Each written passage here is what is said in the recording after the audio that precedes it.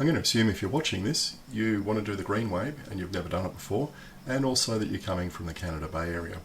Now, this is what the Greenway looks like from the Bay Run down to the Cooks River, and you can essentially divide it into two bits. There's the easy part going from the Bay Run down to the railway line, and then the route gets a little bit trickier once you go south of the railway line and start heading down towards the Cooks River. It's no longer a straightforward route, you've got to go up and down a lot of back streets. So this video will be in two parts, and hopefully you'll know how to get there by the time we get to the end. Now let's just have a look at the first part, which is where we're going from the Bay Run down to the railway line just south of Taverners Hill. If it's a nice day, you might decide to go the long way around the Bay Run. That way you just go past Montage and then you go under the City West Link, and you can really go any way you like. Now if things are really crowded on along the Hawthorne Parade there on the path, or there's construction work, you may choose to go on the road. Now this is something that's really best only for, I guess, more confident cyclists. I have had a number of close passes going along Hawthorne Parade, so you do have to watch it. You do get drivers that get impatient and they'll do some pretty stupid overtakes. Much better really to stick to the path going through the park, and after all, you're probably doing this because you're just after a relaxing ride rather than wanting to go out and do some sprints.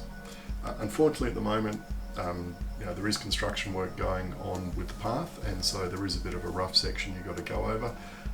It's not the end of the world. You can always push it if you want to. You don't have to ride the whole thing. But if you just do this and follow the path and essentially keep the Hawthorne Canal on your left, you can't go wrong, because this is just one long strip of greenery essentially that takes you down to Parramatta Rd. Over on the other side of the canal, of course, you've got the dog park and Cafe Bones. And like I said, if you keep that on your left, you really can't go wrong. Now the first road we're going to come to is Marion Street, and we're going to cross there at the traffic lights. Now when you get to the end of the path here, you do have to slow down and watch it as you turn left. That's because this is a tram stop, so you've got to expect there to be people getting off the tram and walking along the path. And this can be a bit of a blind corner at times if the vegetation has grown up, so just really watch it on this path and expect people to just pop out from the left as they come out of the tram stop. Now we get to the traffic lights, these change reasonably quickly. We go across the lights, turn right, and then we immediately turn left through these bollards.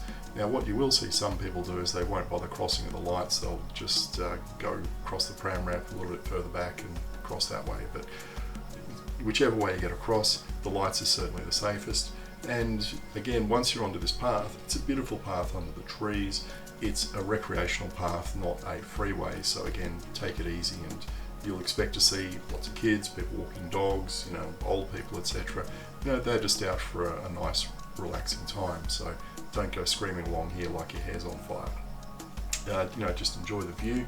Again, it's really straightforward. We just follow this all the way down to the next tram stop.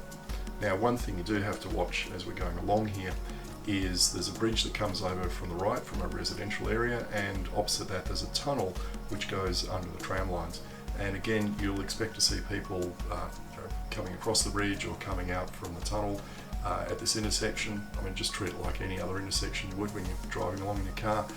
Watch out for people and prepare to stop. And that's one thing you really do need to be prepared to do along here, and that is stop, because there'll be dogs off leashes, there'll be little kids on bikes with trainer wheels, etc., wobbling around all over the place. It's that kind of environment, so take it easy and just enjoy it. This section of path ends at the Taverners Hill tram stop, and just like the other tram stops, you've got to expect there to be a lot of pedestrians around. They might be coming down the stairs and not see you coming up the path behind them, or as you go around this elevator shaft, you've got to remember that the doors are on the far side of it and it's a blind corner, so there might be people that have caught the lift down, the doors have opened, they just step out. Just be careful as you go around that you don't clobber anyone that's coming out of there. Now we turn left at this tram stop, we go up a very short distance, and behind this shrubbery is an entrance to a very narrow path which will take us up over this road. Now it's steep, it's narrow, there's a hairpin at the top. Make sure you're in low gear at the bottom because you're going to need it. It's about a 10% gradient. If you have trouble, don't worry. Lots of people get off and have to push their bike up here or to push it around the corner. And of course, if there's anyone on the path, one of you is going to have to stop and lean over and let the other person come, go in the other way, get past, because it's so tight. You can't, in fact, have two people passing in opposite directions. Now, hopefully, when the upgrade to the Greenway goes ahead, of course, all of this is going to be replaced.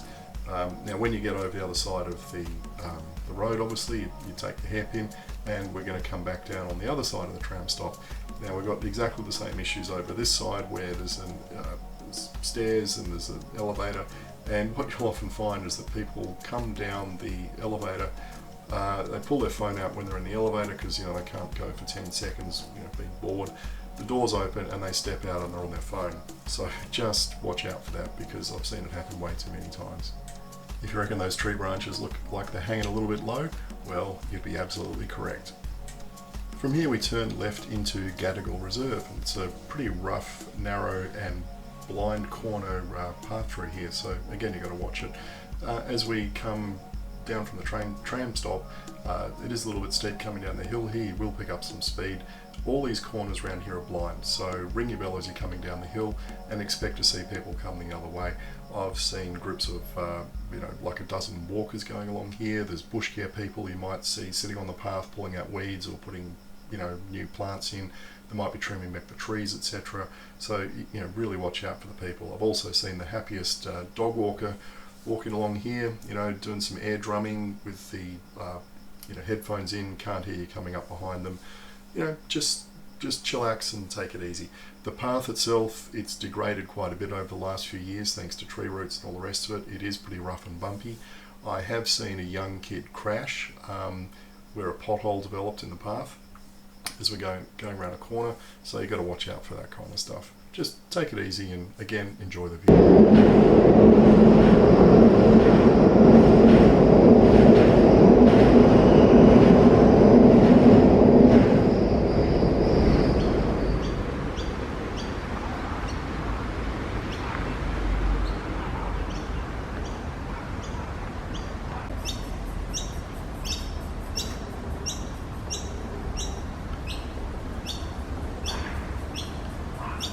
Now, unfortunately, at the moment, this is where the nice, easy green stuff finishes, and from here on, we're kind of on road pretty much all the way down to the Cooks River.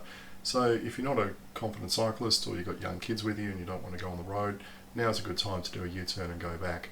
But, if you feel like doing a bit of on-road stuff, well, stick around for part 2, and we'll take you all the way down to the Cooks River.